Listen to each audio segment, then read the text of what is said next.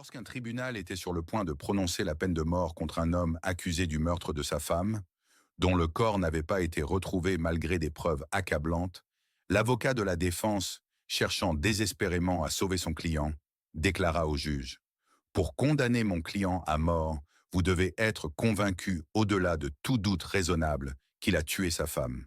Or, dans un instant, la porte de cette salle s'ouvrira et la victime entrera, prouvant ainsi que mon client est innocent et que sa femme est toujours en vie. » Tous les regards se tournèrent main vers la porte, attendant avec impatience.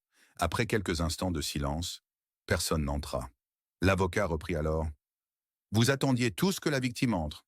Cela démontre que vous avez encore un doute quant à la culpabilité de mon client. » La salle réagit avec admiration face à l'astuce de l'avocat. Les juges délibérèrent et, à la surprise générale, rendirent un verdict de culpabilité avec une condamnation à mort. Après le verdict, les gens se demandèrent comment une telle décision avait été prise. Le juge expliqua simplement: « Lorsque l'avocat a suggéré que la victime était encore en vie, tous les regards se sont tournés vers la porte, sauf un, celui de l'accusé.